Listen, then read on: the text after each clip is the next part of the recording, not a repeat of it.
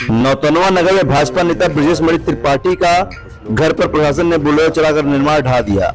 वहीं इस पर प्रशासन पर कई सवाल खड़े किए जा रहे हैं। अस्थायी नेता ने इस कृत्य की आलोचना भी की है। मकान टूटने के बाद ब्रजेश मणि त्रिपाठी ने मीडिया से बातचीत में कहा कि एक उछुद्दुर नेता के जवाब में प्रशासन ने उन्हें घर पर बुलडोजर चलवा दिया। यह सरासर उनके साथ गलत किया गया है। उन्होंने कहा, कल ही इसके विरुद्ध कोर्ट का दरवाजा खटखटाने का निर्णय लिया हूं। वहीं ब्रजेश मणि त्रिपाठी का आरोप है कि प्रशासन जबरिया सारे नियम कानून व कायदे को ताक पर रखकर कार्रवाई की है। उन्होंने बताया कि उन्होंने इस मकान पर स्टे भी लिया था, लेकिन स्थानीय ईओ और तहसीलदार ने सिविल कोर्ट की स्टे की भी नहीं माना। आपको बता दें कि आज मंगलवार को दोपहर को तहसीलदार नौतनवा विवेक श्रीवास्तव और शासी अधिकारी सुनील कुमार सरोज पुलिस बल के साथ नौतनवा कस्बे के वार्ड नंबर 21 राजेंद्र नगर में पहुंच गए और पक्का मकान सहित 4 दीवारी पर बुलडोजर चलवा दिया। इस संबंध में तहसीलदार नौतनवा का कहना है कि कुलावे की जमीन पर कब्जा किया गया, जिसे मुक्त कराया जा रहा है।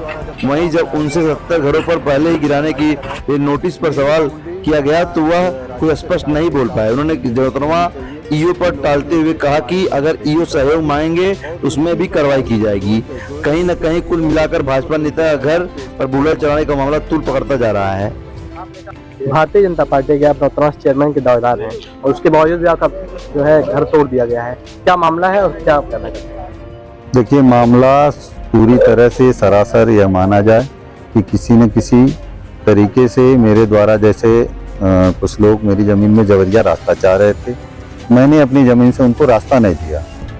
उसके बाद उन लोगों ने जो है प्रयास करके कुला की ज़मीन पे बाउंड्री किए हुए थे, वह लोग कुला की मांग करने लगे। तो मैंने एसडीएम को एक आवेदन दिया, जिसके माध्यम से उन्होंने नगरपालिका के माध्यम से उसकी बाउंड्री नपवाने के बजाय वह आए मेरे मकान की पैमाइश कराने लगे।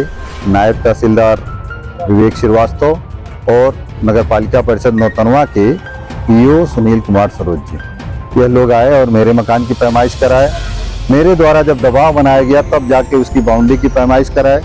मेरी बाउंड्री जहां राजस्व रिकॉर्ड के हिसाब से 3 जरीब की होनी चाहिए, इन लोगों ने उसकी पैमाइश 290 की कर डाली और उसकी पैमाइश 2 जरीब के करीब है, लेकिन उसको 211 नाप के उसका पूरा मकान बचाने का काम ही लोग किए। आपने कहा मेरे द्वारा दबाव बनाया गया, अभी आपने बताया कि जो हम बनवा रहे थे उसको तो नपवा करके बना रहे थे। जी जी जी जी। क्या लगता है आपको, आपका मकान वास्तव में रोड में था, आपसे जो है मेरा मकान पूरी तरह से सिर्फ मेरी जमीन में था, क्योंकि इसके पहले जब नगरपालिका यह सड़क बना रही थी तो सड़क बनाते समय उस समय पैमाइश हुई थी और पैमाइश में जो सड़क मेरी जमीन में था, मतलब जहां से सड़क की जमीन थी वह जमीन खाली करा के नगरपालिका ने उस समय सड़क बनवा लिया था।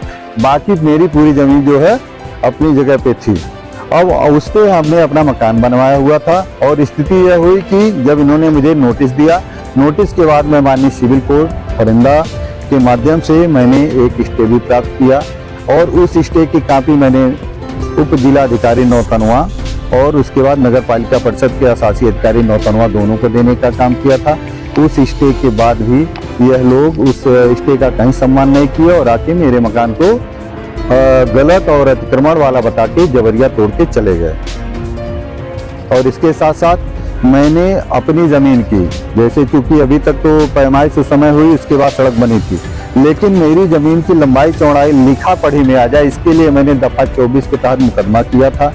मेरी ज़मीन 80 के तहत घोषित नहीं हुई थी, तो वह जो है हर हाल में दफ़ा 24 के तहत इसकी पैमाइश हो जानी थी, लेकिन वह पैमाइश न कराई गई। उसमें भी उप जिलाधिकारी नौतनवा के द्वारा स्थगन दिया गया था। उसको भी उन लोगों ने मानना और स्वीकार करना अच्छा नहीं समझा और इस मकान को पूरी तरह से वह आए और मुझे जो है कहीं न कहीं मेरे चरित्र पे उंगली उठा के ये लोग तोड़ ताड़ के चले गए। मिला जो समझा जाए, जैसे अभी जो है चेयरमैनी का चुनाव भी नजदीक है, क्या लगता है जो है अभी आपने कहा कि राजनीतिक विरोध है, क्या लगता है कौन नेता इसके पीछे है?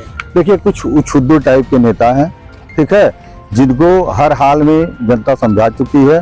तो ऐसे उछुद्दू टाइप के नेताओं के संरक्षण में यह सारा काम हुआ है। आने वाले समय पे जनता भी जवाब देगी और कानूनी तरीके से तो मैं हर हाल में सबको, किसी को बख्शूंगा नहीं और किसी को छोड़ूंगा नहीं। किसी से बात हुआ आपसे, जो है आपके शीर्ष नेता विधायक से बात हुआ? विधायक जी को मैंने फ़ोन किया था, मैंने एक बार नहीं 5 बार उनको घंटी करी और उन्होंने फ़ोन नहीं उठाया। उनके इर्द गिर्द के लोगों को भी मैंने फ़ोन किया, उनसे कुछ बात हुई तो यह हुआ, अभी नहा रहे हैं, यह है वह है करके कहीं कुछ नहीं हुआ। आप देख रहे हैं DBS न्यूज।